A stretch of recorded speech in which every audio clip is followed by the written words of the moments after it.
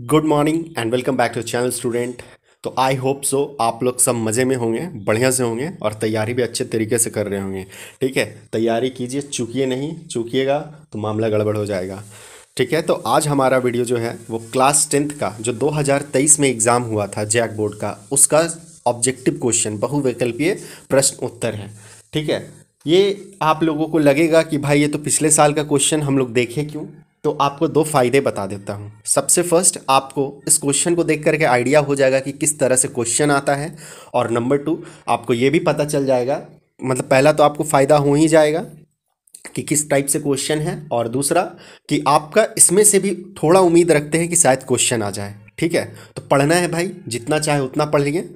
और दूसरी बात, मैं कोई फेक वीडियो नहीं बनाता हूँ, तो इसके लिए आप निश्चिंत रहिए। ऐसा नहीं कि मैं ये कोई फेक वीडियो बना करके एडिट वीडिट करके लाया हूँ। ये जैक बोर्ड द्वारा पब्लिश किया हुआ जो क्वेश्चन बैंक है उसी का है। ठीक है, उसी में देखिएगा आपको दिया हुआ है। अगर आप ये पीडीएफ चाहते हैं तो आपको मेरे टेलीग्राम चैनल जो अमित एडुकेटो सिटी है, दैट मीन्स जो मेरा यूट्यूब चैनल का नाम है वही मेरा टेलीग्राम चैनल का भी नाम है।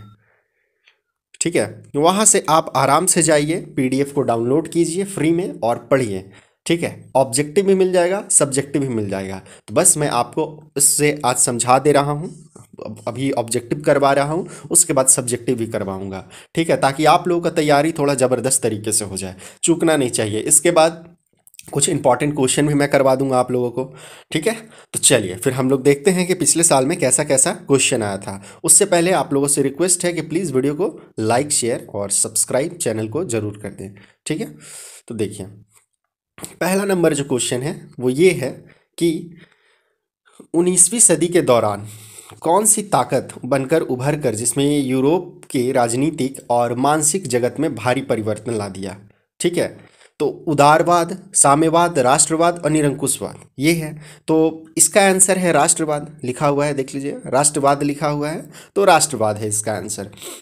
अब राष्ट्रवाद का मतलब क्या होता है कि देश के लिए लड़ना, है ना, देश के प्रति अपने मन में एक भावना लाना, वही राष्ट्रवाद है। फिर दूसरा क्वेश्चन था कि फ्रांस में प्रथम विद्रोह कब हुआ था। तो फ्रांस में प्रथम विद्रोह 1830, जुलाई 1830 को हुआ था। ठीक है, हम थोड़ा इसको जूम ही कर लेते हैं तो ज़्यादा शायद बेटर होगा, क्योंकि हमको लग रहा है कि शायद आप लोगों को देखने में दिक्कत हो रहा होगा। उसके बाद देखिए तीसरा क्वेश्चन, 1840 में की नागरिक संहिता, जिसे आमतौर पर नेपोलियन की संहिता के नाम से भी जाना जाता है, उसने फ्रांस में सुधार के लिए क्या कदम उठाए। तो उसमें फ्रांस के सुधार के लिए जो आप लोग पढ़े होंगे, नागरिक संहिता, जो नेपोलियन अपना एक कानून लाया, एक संहिता लाया था, उसी को कहते हैं नेपोलियन संहिता चाहे नागरिक संहिता। तो देखिए, जन्म के, पहला ऑप्शन, जन्म पर आधारित विशेषाधिकार समाप्त कर दिया। ठीक है, कि भाई तुम अगर राजा के घर में जन्म लिया तो राजा का जो विशेषाधिकार है वो राजा को ही मिलेगा, इस तरह का वो चीज़ को बंद कर दिया। कानून के समक्ष बराबरी और संपत्ति के अधिकार को सुरक्षित बनाया गया, यानी कानून के सामने सब बराबर है, और प्रशासनिक विभाजन को सरल बनाया। ठीक है, इनमें से सभी है आपका ऑप्शन। तो चलिए उसके बाद देखिए फोर्थ नंबर क्वेश्चन, 1917 में गांधी जी ने खेड़ा जिले के किसानों की मदद के लिए सत्याग्रह का आयोजन किया था। खेड़ा भारत के किस राज्य में स्थित है। ठीक है, खेड़ा भारत के किस राज्य में स्थित है। तो खेड़ा जो है आपका गुजरात में, आप लोग सब कुछ जानते होंगे, है ना। उसके बाद आगे बढ़िए, साइमन कमीशन भारत क्यों आया था। तो साइमन कमीशन जो है आपका थर्ड ऑप्शन है, संवैधानिक व्यवस्था की कार्यशैली का अध्ययन करने के लिए आया था। ठीक है, साइमन कमीशन, आप लोग कमेंट करके बताइएगा कि साइमन कमीशन भारत में कब आया था। ठीक है, यहाँ पे एक बहुत बड़ी घटना हुई थी जब साइमन कमीशन आया था। तो साइमन कमीशन गो बैक का नारा लगाए थे लाला लाजपत राय पूरी टीम के साथ, लेकिन लाला लाजपत राय को उसी समय लाठी मार मार करके, मतलब जान से मार दिया गया। ठीक है, वो शहीद हो गए इसका विरोध करते करते। 1840 में, छठा क्वेश्चन है, 1840 के दशक के मध्य में आयरलैंड में किसी किसी बीमारी के कारण निम्न में से कौन सा फसल खराब हो गया, जिससे लाखों लोग भूखमरी के कारण मौत के मुंह में चले गए। तो आयरलैंड में कौन सा बीमारी फैला था। ठीक है, अच्छा, आयरलैंड में मतलब कौन सा फसल खराब हुआ था, है ना। क्वेश्चन पूछा है कि कौन सा फसल खराब हुआ था, तो आलू का फसल था। ठीक है, स्वीट पोटैटो उन लोग कहते हैं, तो आलू का फसल खराब हुआ। उसके बाद सातवां क्वेश्चन है, प्रथम विश्व युद्ध खत्म होने के केवल 2 दशक बाद दूसरा विश्व युद्ध शुरू हो गया। ठीक है, प्रथम विश्व युद्ध कब खत्म हुआ, 1914 से 18 चला था, अब 18 में खत्म हुआ, 2 दशक के बाद यानी 20 साल के बाद, 28, है ना, मतलब 38, है ना, 2 दशक यानी 20 साल, तो 38 38 लेकिन ये स्टार्ट ऐसे 39 में हुआ। तो लमसम जो इसको माना गया है कि 2 दशक के बाद है जो कि फिर से दूसरा विश्व युद्ध शुरू हुआ, जिसमें एक गुट में धुरी शक्तियां मुख्य रूप से और नाज़ी जर्मनी, जापान और इटली थी। तो दूसरे खेमे में जो मित्र राष्ट्र के नाम से जाने जाते थे वो कौन कौन से देश थे। ठीक है, तो यहाँ पे देखिए आपको एक क्वेश्चन और याद हो जाएगा कि धुरी शक्ति और मित्र राष्ट्र यही दो ग्रुप में बट गए थे। तो धुरी शक्ति में कौन है, तो नाज़ी जर्मनी, जापान और इटली थे। क्लियर। अब चलिए ये आपको मतलब देख लीजिए आपका जो मित्र राष्ट्र है, तो मतलब आप ऐसे समझिए कि मित्र राष्ट्र का क्वेश्चन ऐसे पूछा है, तो इस बार मित्र मतलब पिछले बार मित्र राष्ट्र पूछा है तो इस बार हो सकता है धुरी राष्ट्र पूछ ले। तो मित्र राष्ट्र में आपका हो जाएगा ब्रिटेन, सोवियत संघ, फ्रांस और अमेरिका। ठीक है, ये मित्र राष्ट्र थे। उसके बाद 1929 आर्थिक मंदी के कारण दुनिया में ज़्यादातर हिस्से में निम्नलिखित में से किसकी भयानक गिरावट दर्ज की गई। ठीक है, तो 1929 में आर्थिक मंदी आया था। तो उत्पादन में, रोजगार में और आय और व्यापार में, इन सभी में है जो कि भयानक गिरावट हुई थी। न किसी तरह का उत्पादन हो पा रहा था, न रोजगार था और न आय हो। जब रोजगार नहीं, उत्पादन नहीं, तो ना आय हो पाएगा, ना व्यापार हो पाया। ठीक है, उसके बाद बुनकरों को कच्ची कपास की समस्या का सामना क्यों करना पड़ा। कच्ची कपास का सामना क्यों करना पड़ा, क्योंकि कच्चे कपास जो है आपके कच्चे कपास के निर्यात में वृद्धि हो गई थी। अब निर्यात का मतलब आप समझते क्या होता है, एक होता है टर्म आयात, आयात और एक होता है निर्यात। तो आयात का और निर्यात में क्या अंतर है, तो आयात का मतलब है जब हम किसी दूसरे देश से अपने देश में कोई सामान को लाते हैं, खरीदते हैं, मंगवाते हैं, ये आपका आयात कहलाता है। ठीक है, और निर्यात का मतलब है कि जब हम किसी मतलब अपने देश के वस्तु को दूसरे देश में बेचते हों। ठीक है, तो वो निर्यात कहलाता है। तो निर्यात होता है। तो आपको पता है कि अंग्रेज लोग क्या कर रहे थे, यहाँ से अच्छे क्वालिटी के कपास को ले जाते थे अपने देश में, दूसरे देश में बेचते थे कपड़ा बना करके, है ना, वस्त्र बना लेते थे और उसको महंगे दामों में बेचते थे। मान लीजिए यहाँ 10 रुपया में खरीदते हैं कोई मतलब कपास ये सब, और उसी से 100 रुपया का कपड़ा बना करके यहाँ बेच देते थे, तो 10 गुना प्रॉफिट। तो यही बिजनेस इन लोगों का, अंग्रेज लोग का चलता था। 10वां है कि 19वीं शताब्दी के दौरान ब्रिटेन में सर्वाधिक गतिशील उद्योग कौन से थे। तो गतिशील उद्योग तो आपको पता है कि मात्र दो ही, एक कपास का और एक धातु का, तेजी से चल रहा था क्योंकि भारत से सारे जो धातु है जैसे लौह अयस्क ये सब जो भी है वो विदेश भेजा जा रहा था, और कपास भी तेजी से विदेश ब्रिटेन भेजा जा रहा था। ठीक है, उसके बाद मुद्रण तकनीक सबसे पहले कहाँ विकसित हुई, तो आप लोग जान जाइएगा कि मुद्रण जो है, मुद्रण का मतलब होता है छपाई करना। ठीक है, छपाई करना ये सबसे पहले शुरुआत चीन में हुआ था। ठीक है, उसके बाद गुटेनबर्ग नाम के हैं, उन्होंने आविष्कार किया एक छपाई का और छपाई मशीन का, फिर वहाँ से छपाई स्टार्ट होने लगा। बाकी चीन में जो है वुड ब्लॉक टेक्निक से छपाई किया जाता था। मान के चलिए एक लकड़ी का है, इस पर कुछ आकृति मतलब मान लीजिए जो भी चीज़ लिखना है उसको है जो कि कटिंग कर करके बना दिया जाता था, फिर इसको कलर में डुबा करके छाप दिया जाता था। तो वुड ब्लॉक टेक्निक था और ये सबसे पहले चीन में ही विकसित हुआ था। उसके बाद निम्न जातीय आंदोलन के मराठी प्रणेता कौन थे जिन्होंने अपनी पुस्तक गुलामगिरी में जाति प्रथा के अत्याचारों पर लिखा है। तो देखिए गुलामगिरी पुस्तक कौन लिखा है, आपको ऐसे डायरेक्ट याद रखना है। गुलामगिरी पुस्तक लिखा है ज्योतिबा फूले ने। ठीक है, देखिए पिछले साल में क्या हुआ है कि देखिए 40 क्वेश्चन था, तो 40 में से 12 क्वेश्चन सिर्फ पूछ लिया गया था हिस्ट्री से, और अभी आपका 30 क्वेश्चन है। तो हम उम्मीद करते हैं कि ज़्यादातर क्वेश्चन आपका हिस्ट्री से रहेगा। हो सकता है 10 या 11 क्वेश्चन हिस्ट्री से ही आपको मिलने वाला है, और आपको पता चल गया कि किस किस तरह के क्वेश्चन हैं। अब जैसे यहाँ पे पूछा गया गुलामगिरी, तो गुलामगिरी ज्योतिबा फूले लिखे हैं। एक बुक आप लोग और याद रखिए, आनंद मठ। आनंद मठ कौन लिखे हैं, आनंद मठ जो है आपका लिखे हैं बंकिम चंद्र चटर्जी, ये याद रखिएगा। उसके बाद हिंद स्वराज, हिंद स्वराज कौन लिखे हैं, तो हिंद स्वराज लिखे हैं महात्मा गांधी। ठीक है, तो ये कुछ कुछ पुस्तक का नाम याद रख लीजिएगा। और तो ऐसे बहुत पुस्तक है, डिस्कवरी ऑफ इंडिया उसको लिखे हैं आपके क्या नाम है इनका, पंडित जवाहरलाल नेहरू। ठीक है, तो ऐसे बुक है, आप बुक में देख, अपने पुस्तक बुक में देख लीजिएगा, आपको वहाँ मिल जाएगा। कुछ कुछ चीज़ याद कर लीजिएगा। समाप्यता के आधार पर संसाधन के को 2 भागों में बांटा जाता है, उसका नाम बताना है। ठीक है, तो समाप्यता के आधार पर नवीकरणीय और अनवीकरणीय संसाधन है। ठीक है, तो ये आपको याद रखना है। अगर पिछले साल पूछ दिया समाप्यता के आधार पे, तो इस बार कौन सा पूछ सकता है, तो इस बार आपका जो हो जाएगा वो जैव अजैव। ठीक है, जैव अजैव संसाधन पूछ सकता है, तो उसको पढ़ लीजिएगा। फिर संसाधनों के अंधाधुंध शोषण से किस प्रकार का वैश्विक पारिस्थितिक संकट पैदा हो रहा है। तो हम लोग जो संसाधन है उसका अंधाधुंध शोषण कर रहे, उपयोग कर रहे थे, इस पर किस प्रकार का वैश्विक परिस्थिति संकट पैदा हो गया। तो इससे हो गया हमारा भूमंडलीय तापन, दैट मीन्स कि ग्लोबल वार्मिंग, फिर ओजोन परत का अवक्षय वो भी हुआ है, और पर्यावरण प्रदूषण भी हुआ है। तो इनमें से सभी। ठीक है। 14 नंबर के बाद आप देखिए 15 नंबर का क्वेश्चन क्या है। 15 नंबर में कहा है कि वनों और वन्य जीवन का संरक्षण करना आवश्यक है, क्योंकि इससे, अब देखिए आप एक चीज़ नोटिस कीजिए कि ज्योग्राफी का जो क्वेश्चन है वो बहुत एकदम रिलेटिव है। अगर आप थोड़ा सा ध्यान से पढ़ के अपने दिमाग से भी लिखिएगा ना, तो आप लिख लीजिएगा। अब मान लीजिए यही क्वेश्चन बोला है कि वन और वन्य जीवन का संरक्षण क्यों आवश्यक है भाई, क्यों हम जंगल और जंगली जीव को बचाएं। तो देखिए पारिस्थितिक विविधता बनी रहनी चाहिए, बायोडाइवर्सिटी, तो ये सही है। जीवन साध्य संसाधन जैसे जल, वायु और मृदा बनी रहती है, तो ये भी चाहिए। बेहतर जनन के लिए वनस्पति और पशुओं में जीन विविधता को संरक्षित करती है, तो यहाँ इनमें से सभी हो गया। आगे देखिए 16 नंबर, वन और वन्य प्राणियों के संरक्षण के लिए किस प्रकार के वनों को सर्वाधिक मूल्यवान माना जाता है। ठीक है, तो सब सर्वाधिक है जो आपका रक्षित वन है। ठीक है। उसके बाद अगला है 17 नंबर में कि प्रचुर मात्रा में जल उपलब्ध होने के बावजूद जल किन कारणों से प्रदूषित और मानव उपयोगी के लिए खतरनाक बनते जा रहा है। ठीक है, तो प्रचुर मात्रा में तो जल उपलब्ध है, लेकिन जल किन कारणों से प्रदूषित हो रहा है और मानव के लिए खतरनाक बनते जा रहा है। यानी सीधा सीधी क्वेश्चन ये है कि जल प्रदूषण कैसे फैलता है। तो देखिए घरेलू और औद्योगिक अपशिष्ट के मिलने से हम लोग क्या कर रहे हैं, घरेलू अपशिष्ट या फैक्ट्री का जो भी कचरा है वो नदी में मिल जा रहा है।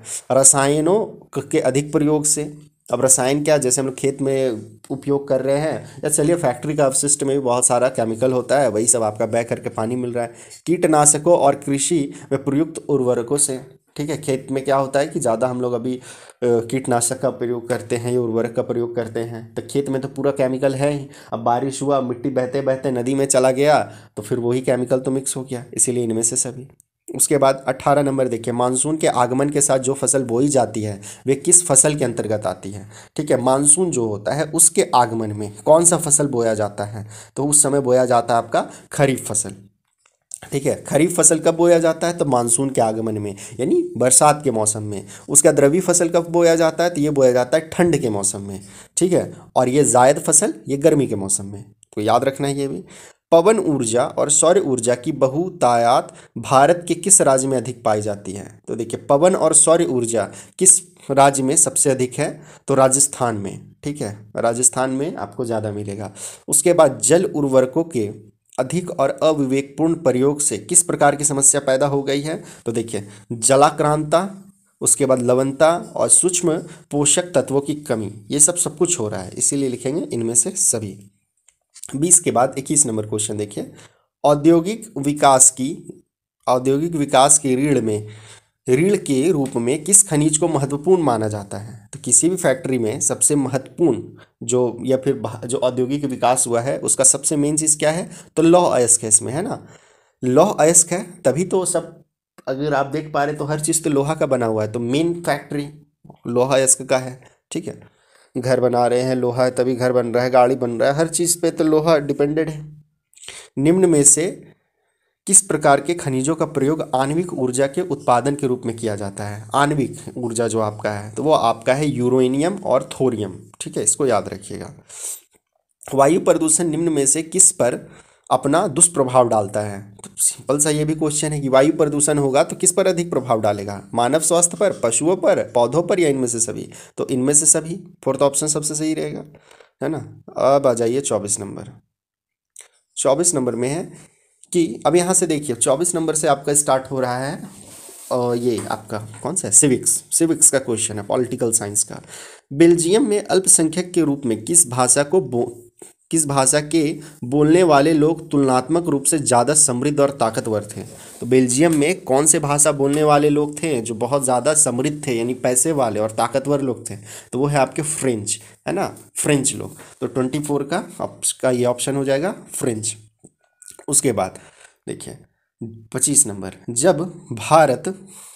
जब 1956 में श्रीलंका में कानून बनाया गया तो उसमें किन किन बातों को जोड़ा गया। तो देखिए पहला, सिंहली को एकमात्र राजभाषा घोषित कर दिया जाए। ठीक है। श्रीलंका की जो राजभाषा है वो क्या है, सिंहली। सरकारी नौकरियों में सिंहलियों को प्राथमिकता दी जाए, और फिर बौद्ध मतों को संरक्षण और बढ़ावा दिया जाए। ठीक है, तो इनमें से सभी हो जाएगा। 26 नंबर है, निम्न में से कौन कार्यपालिका और विधायिका द्वारा बनाए गए कानूनों पर अंकुश लगाता है? तो आपका हो जाएगा न्यायपालिका। ठीक है, न्यायपालिका समझ रहे हैं, जहां हमें न्याय मिलेगा यानी कोर्ट। फिर पोखरण, जहां भारत में 1998 में अपने परमाणु परीक्षण किया, वह भारत के किस राज्य में स्थित है? तो वो भारत का राजस्थान में स्थित है पोखरण। आप लोग एक मूवी भी देखे होंगे, शायद मूवी का नाम था परमाणु। ठीक है, जॉन अब्राहम हीरो था। आ, ऐसे वो वही है, परमाणु परीक्षण जो किया गया था, परमाणु टेस्टिंग किया गया था, उसी पे पूरा फिल्म बना हुआ है। सामाजिक विभाजन अधिकांशतः आधारित होता है किस पे? तो सामाजिक विभाजन जो है वो डिपेंडेंट है जन्म पर। ठीक है, उसके बाद आगे देखिए 29 नंबर। 29 नंबर में कहा है कि सांप्रदायिकता राजनीति सोच पर आधारित होती है कि धर्म ही सामाजिक समुदाय का निर्माण करता है। इस मान्यता के अनुकूल सोचना क्या कहलाता है? ठीक है, अब सांप्रदायिकता का बात आ रहा है, वर्ड तो पहले ही लिख दिया है सांप्रदायिकता, तो आंसर आपका सांप्रदायिकता होगा। ठीक है, निम्नांकित में से किस राज्य में शिशु मृत्यु दर सबसे कम है? तो देखिए, शिशु मृत्यु दर सबसे कम आपका केरल में है, साक्षरता दर सबसे अधिक केरल में है। ठीक है, तो ऐसे याद रखिएगा। 31 नंबर, निम्नांकित में से किसे औसत आय कहा जाता है? औसत आय क्या है? तो प्रति व्यक्ति आय को ही औसत आय कहा जाता है। ठीक है, प्रति व्यक्ति आय को ही औसत आय कहा जाता है। और आप इस पर पढ़ लीजिएगा, आपका क्वेश्चन आ सकता है कि प्रति व्यक्ति आय कैसे निकालते हैं। ठीक है, तो प्रति व्यक्ति आय क्या होता है? तो किसी देश का कुल आय बटा कुल जनसंख्या। ठीक है, इतना ही याद रखिए कि कुल आय जो देश का कुल इनकम होगा, उसके बाद कुल जनसंख्या जो होगा, ठीक है, उसी से निकाला जाता है आपका प्रति व्यक्ति आय। और प्रति व्यक्ति आय को ही हम लोग क्या बोलते हैं, औसत आय भी कहते हैं। चलिए 32 नंबर, यहाँ से ये जो है आपका आपका जो देखिए 30 नंबर भी आप देख सकते हैं, 30 नंबर से ही ये इकोनॉमिक्स का क्वेश्चन लगता है, इकोनॉमिक्स ही है। 32 नंबर, सार्वजनिक और निजी क्षेत्र किस आधार पर विभाजित हैं? तो सार्वजनिक और निजी क्षेत्र जो है आपका उद्यमों के स्वामित्व के आधार पर विभाजित हैं। ठीक है, उसके बाद 33 नंबर क्वेश्चन देखिए। 33 नंबर क्वेश्चन है आपका कि कौन सा क्षेत्र भारत में सबसे बड़े रोजगार उत्पादक क्षेत्र के रूप में है? ठीक है, जाना जाता है। तो सबसे बड़ा उत्पादक क्षेत्र जो है आपका वो प्राथमिक क्षेत्र है। ठीक है, अब आप ऐसे समझिए, मतलब सबसे ज़्यादा नौकरी कहाँ मिलता है? तो प्राथमिक क्षेत्र में। अब आप लोगों को पता है प्राथमिक क्षेत्र क्या है? तो प्राथमिक क्षेत्र डिपेंडेंट है कृषि से। प्राथमिक क्षेत्र कहने का मतलब है कृषि करना, जो जो सिर्फ इस पे है कि आप जमीन से आप कुछ निकाल रहे हो। जैसे कि आप धान बोएं, धान निकाले तो जमीन से प्राप्त हुआ। उसी तरह आप खनन होता है, खनन उद्योग जो है आपका, जैसे लोहा, लौह अयस्क, बॉक्साइट, ये सब जो भी ज़मीन के अंदर से खनिज निकाला जाता है वो भी आपका प्राथमिक क्षेत्र के अंदर आएगा।